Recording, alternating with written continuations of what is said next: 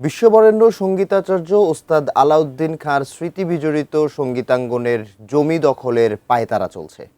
প্রতিবাদে মানববন্ধন ও বিক্ষোভ সমাবেশ করেছেন ব্রাহ্মণবাড়িয়ার সংস্কৃতি কর্মীরা।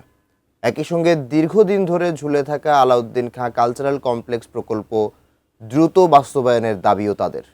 বিস্তারিত পূর্বাঞ্চলীয় ব্যুরো প্রধান পীযূষ কান্তি আচার্যের রিপোর্টে।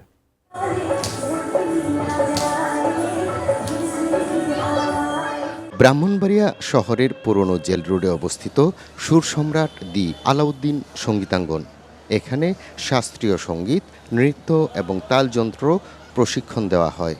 দীর্ঘ ৭০ বছর ধরে এই প্রতিষ্ঠান জেলার সংস্কৃতি চর্চায় গুরুত্বপূর্ণ অবদান রেখে আসছে।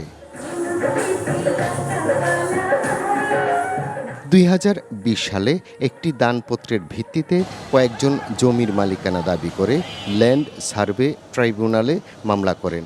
পরে আদালত বিএস খতিয়ান সংশোধনের নির্দেশ দিলে সঙ্গীতাঙ্গনের জমি নিয়ে শঙ্কা তৈরি হয়।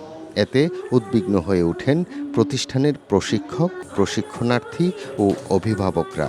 এইখান থেকে আমরা নাচ, নৃত্য এবং গান আরো বিভিন্ন কিছু করি। আমাদের উচিত সবার আসলে এগিয়ে আসা, এটার বিরুদ্ধে আন্দোলন করা। এই সংস্কৃতিকে বাঁচিয়ে রাখার জন্য আমাদের সুর সম্রাট দি আলাউদ্দিন সঙ্গীতাঙ্গন খুবই জরুরি। ২০১৬ ও ২০২১ সালে একাধিকবার অগ্নিসংযোগ করে প্রতিষ্ঠানটি ধ্বংসের চেষ্টা করা হয়েছিল। চলছে দখলের অপচেষ্টা। এর প্রতিবাদে ফুঁসে উঠেছেন বিভিন্ন সাংস্কৃতিক সংগঠনের কর্মী ও সাধারণ মানুষ। মানববন্ধন করে প্রতিবাদ জানাচ্ছেন তারা। আজকে নাচের চর্চা হচ্ছে, গানের চর্চা, যন্ত্রসঙ্গীতের চর্চা হচ্ছে, এগুলো কোনোটাই থাকবে না।